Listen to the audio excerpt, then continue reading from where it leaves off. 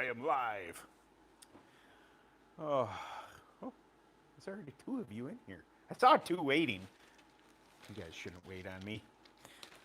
Although, if you notice, I did figure out that, so it's not just 7 o'clock. I figured out how to do the 7:30 thing, which is awesome. I always felt weird doing the 7 o'clock thing. Um, Preparing the UAS ride. That's what the project is tonight. Zip tying. Oh, what's going on? Hello! Zip tying brake lines to frame rails currently, and then I'm going to put in the wiring because this is the Recon. So the Bama is going to be going on the Recon, and I have to put all the wiring for the power valve on it. So be in the hundreds this weekend. Yeah. Neither am I. Today was pretty brutal at work. It was 90 something. The heat index was close to 100, or maybe it took over 100 or something like that. We had all the fans going, sweating, and then of course two things happened. So the YMCA where I work out after work, their AC broke. Also, my AC in my truck has been on the fritz. So when it got super hot here a couple weeks ago, it stopped working, and then it was kind of intermittent. And I'm like, I'm not gonna die. I like warm weather, so no big deal. But then it got real hot, and like it worked for like a week and a half. We took an RV in, everything worked honky dory, and then today it got super duper hot, and it stopped working again. I'm like,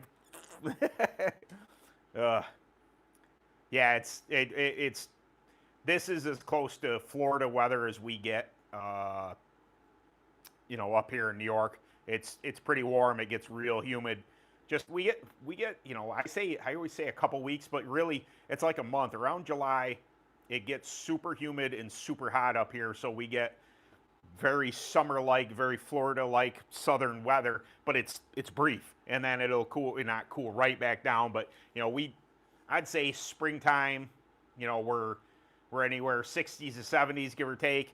And then, even into summer, it kind of maintains that, and then we'll start to hit the 80s, and it's, you're adapted to it. But then when it goes over 90, it starts to, get that upper echelon of heat. It doesn't stay long, but it'll get us pretty good to where it's nice and warm. Yeah, it's everything's going well. Prepping this UAS ride. As it turns out, I was going to just take it down to AMS, the bull ring track there, because that will be there's a quarter point UAS race there, August 18th, 23rd, somewhere like that. I think it's 23rd. So I plan on running the clone and UAS ride down there. It's John's big race. It's a memorial race. His dad's memorial race. So I plan on running the open and the clone that day. So I was just going to go down to John's on the 9th because I got another week here. I got stuff to do this weekend, family stuff. But as it turns out, UAS August 9th is going to be at Chapel Hill. I've heard people call it Chapel. That's weird. Chapel Hill sounds correct. Anyway, it's an asphalt oval, and there's going to be some cage karts. I don't know if there's any standard clones, but there's going to be some bigger, like micro type of engine. I don't know all the classes they're going to run, the microds, or I don't know. Anyway, we're going to be there, and I'm going to be on some Vega Yellows. Have been sitting around for a while.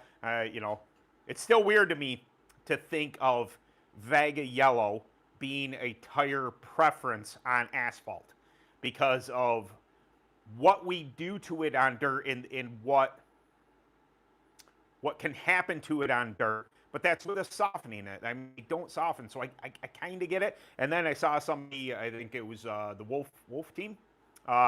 They were running Vega whites on asphalt, and I immediately like, hey, do those behave like yellows? Because that very curious. Because if I'm not mistaken, whites are a little cheaper than everything else.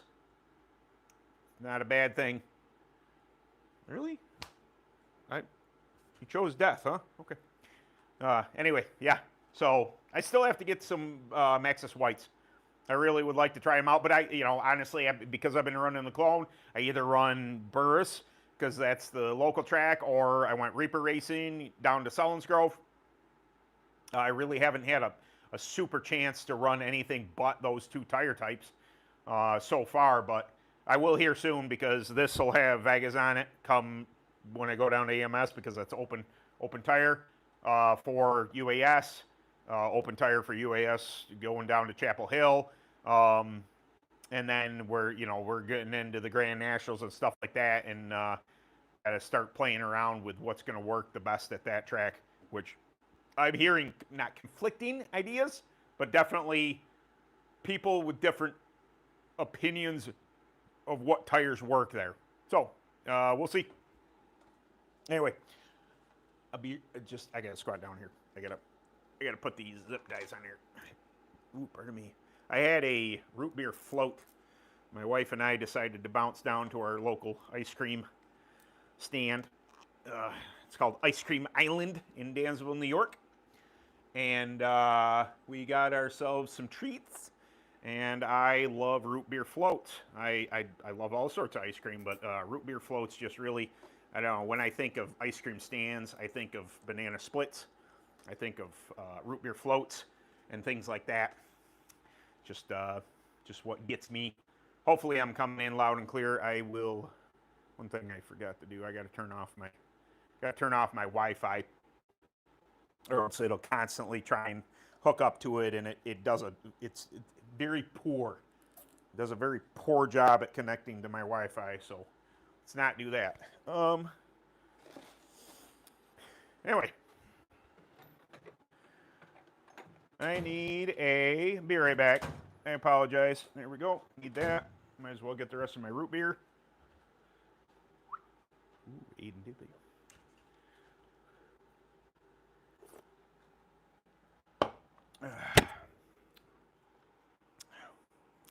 So the video, I'll bring this up later again, but the video comes Sunday. If you can see it.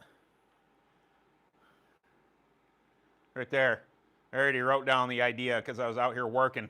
And I wanted to discuss, and this is, yes, it's my experience with this one particular race, but I believe it will be some useful information for people who might have had the same experience. I'm going to, talk about my failures at Selinsgrove and why I was 0.6 of a second off of the leader's pace. Some things that I believe that I could have improved on in hindsight. Everything, hindsight's 20/20. It's very easy to come out of a race and go, I should have made that move. I should have did this. I should have done that. Well, that it's not all for bad. When those things happen, you learn from them. You learn from mistakes, and then you improve on them, and you know not to do that next time. Or it's something like for instance, I'll bring it up. One of the points I'm going to make is I didn't think that mini gears were going to be as big of a deficit for me as they were. Running that large of a driver did not suit the way. And I know one other person that was running standard gears, and he did okay, but it definitely didn't work for me. So I can see, now that I have had experience running standard gears versus mini gears, I see part of why people like them so much. So I could only talk about it in theory before, and now and still haven't run them, but now that I have run against them at something a track that I feel it was a distinct advantage in, now I have that perspective, so that's good, which is just more dollars. more dollars for me to try and come up with. Maybe I can, over the winter, I can get some Benjamins together, and somebody will be selling off, a whole set of nitro gears or something like that. It'd be sweet to have like a nitro gear sponsorship on this channel, but That's probably not going to happen. Anyway, that's I think where my conflict was with mini gears is the size of tracks that we run up here, because it's being we run such small borings. I mean, even with standard gears, you can have lightened gears, which is fine. You know, having something like Nitro or Performance Manufacturing, their gear sets, having them go up into the ranges but still be light on the rear axle, fantastic, very very good. But when you're on smaller tracks here in New York and you're running 10 and 11 tooth drivers, it's hard to be like, yeah, I got to be on mini gears, because mini gears are not really, you're running the lightened gears, but they're not mini. To whereas, if you're like, for instance, when I was at Selinsgrove and I was on a 15 driver compared to people with mini gears on 13 drivers, I can tell you that their acceleration was superior to me. I don't believe that they have more horsepower than me. I don't believe any clone is really, truly out to, unless it's like a home built, you don't know what you're doing type of thing. A bought clone, you're within the parameters of everybody else's horsepower. You can definitely see things like that, like mini gears take effect. I could see it from my, just when I try and catch up to the pack off restarts and stuff like that. It was just, they burst out, and I was just like, I know, was boy. But yeah. Facebook. Okay. What's going on, Bill Sear? Sear? Bill Sear. Yes. What's going on? We are currently just tinkering around on the Open. I call it an Open UAS. I got to stop doing that. It's one of the things. And people ask me, or have been asked. People don't ask me all the time, but they have asked, what constitutes an Open. To me, the thing about it is my local track. Oh boy, that is tight. My local track at Paradise Speedway, which is now no longer a track. Well, it's technically a track. It's not open anymore. They called UAS karts Opens. It was basically, your 125s, your 250s, your 4-strokes, your all that stuff. Sear, yes, I know. I just messing with you. They called it Open. So when I reference open karts, that's what I mean. I mean UAS, but I have to keep in mind, and it's not that I really can change it, but other parts of the country down south, they get, Opens are small block Opens and stuff like that. It's not the same thing. So I have to try and keep that in mind. Why? Really? So this is what, all right, this is what I got going on. This is, if you, I didn't think this was going to be a thing. So I installed, here's my tank. This is just shy of 3 gallons for the, methanol burning stroke. That's my tire. This is what I was saying really about. Boop. Boop. Well, that's no good. So I cut all these short here. I'm going to have to move the tank back. It is the open. See, it is the UAS ride. So these are the things you get into when you're dealing with UAS stuff. That karts are not made to do what we ask them to do. How much about that? It's about 2.8 gallons that I run on board. Now, is it overkill? Most of the time, yes. But I have also been in those races with my Opens UAS where we get a whole bunch of cautions. Now, fun little fact about 2-strokes is they gurgle like a son of a pup when you're under caution, because it can't process that. So even though they do eat, a 272 stroke like I have over there on the bench, right there, a 272 stroke does eat quite a bit of fuel. It's when you're under caution, it can't process the fuel, so it's intaking. I won't say as much; it might even be more, but it can't seem to it's not running optimally. It's not running most efficient. Most efficient is wide open, lift, back out wide open. That is, even though it does eat a bit of fuel there, they have a tendency to eat even more fuel, in my opinion, under caution. They just gurgle and carry on, and it's not actually, it's just, it may be firing the methanol, but it's doing a improper job at doing it. So it's, there's been times where I've been behind people and you're just getting spattered with methanol in two strokes especially, and you're getting that oil on you as well. It's a real chore.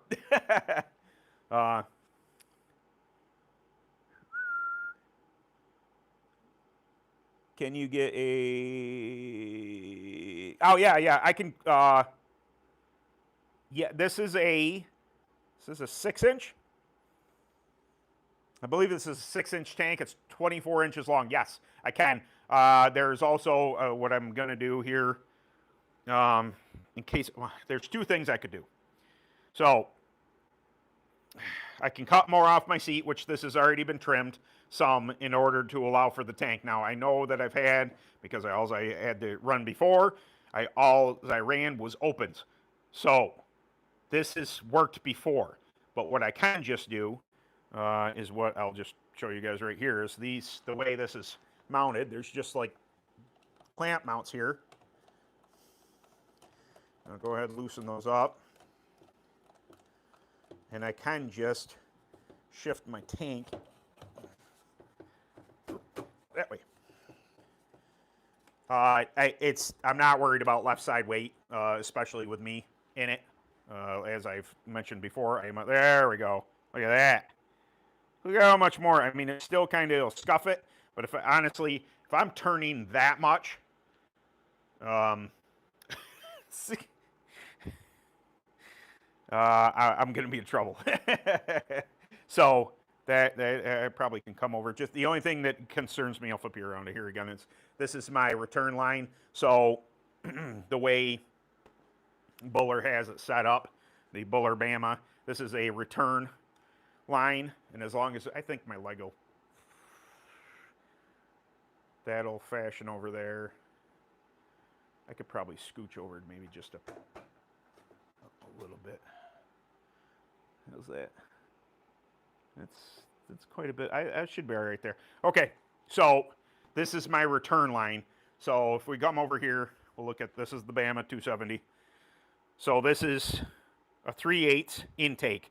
This comes from the fuel tank. So I got fuel coming in here. This is that return line that goes back in. Basically, this is a pre-pump. The stacks still work. These still pump. They will process fuel into the carburetors. Fantastic. This is a pre-pump. So what this pump does is constantly keep these lines full of fuel for bigger, longer straightaways, and then anything that doesn't process down to the carburetors would come back off of this and back into the tank. So there's that.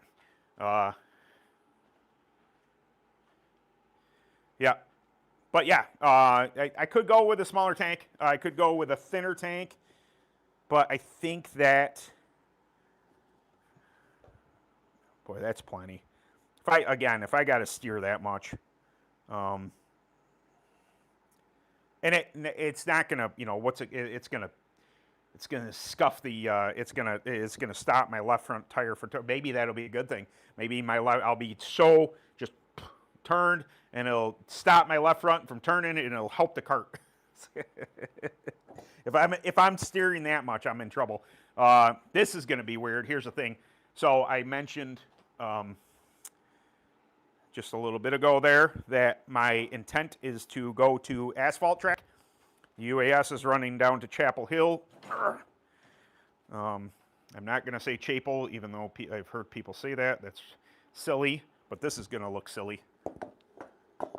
And I don't know how I feel about it with all that horsepower. But isn't that what their asphalt people do? Do asphalt people not run left fronts on left rears because you're trying to shed that left rear grip? It's a lot of ponies. How often do you have to refresh that thing? all the methanol going through it.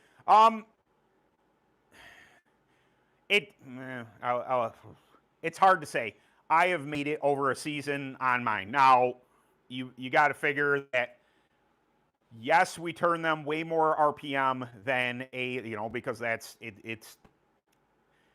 the jug and the piston and everything are standard Yamaha stuff. So it's motocross, 250, two-stroke type stuff. So you got to think, yes, we turn them more RPM than they do. I turn mine anywhere from 10,500 to 11,000 RPM. So that's a lot of RPM. Now, where everything's kind of debatable is when it's in a bike and on gas, you have much longer sustained, not RPM, but sessions. You'd be out on a two-stroke out there, just, whether you're racing, whether you're tooling through the woods, whatever. There's just it's going to be going under more abuse for a longer period of time. Now we turn them more RPM, and also add on to we turn them more RPM.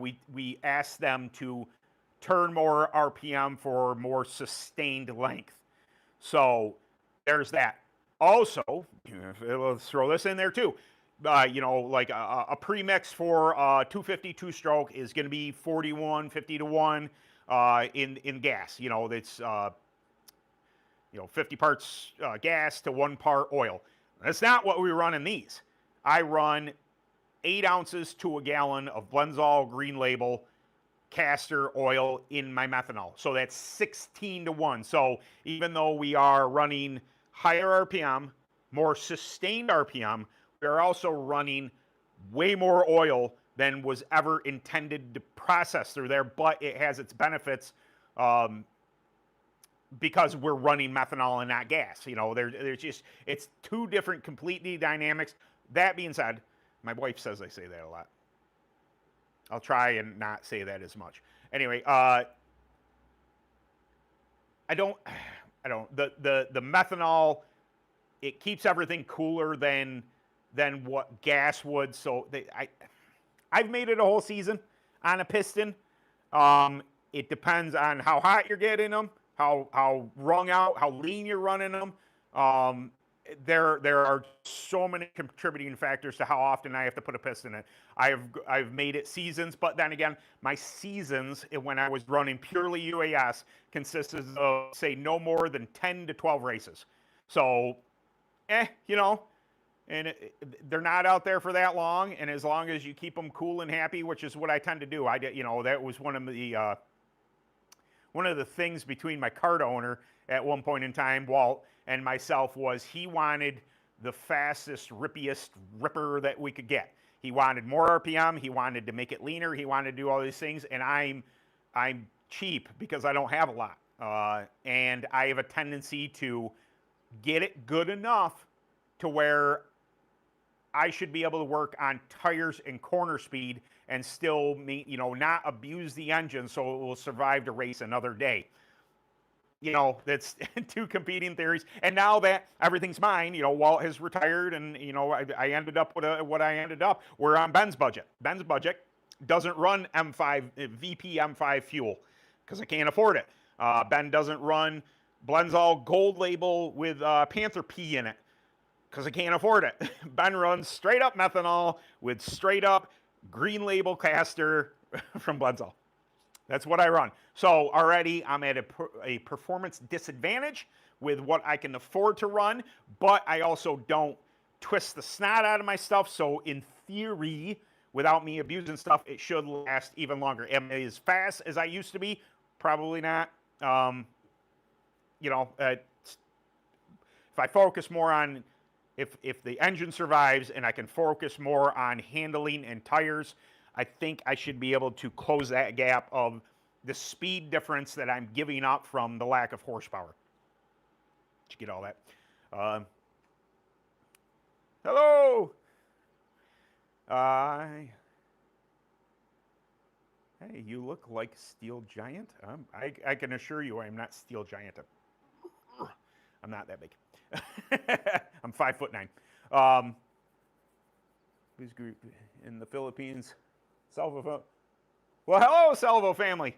in the Philippines. That's awesome. I'm always surprised to see from what different countries. Sometimes I end up on people's people's YouTube.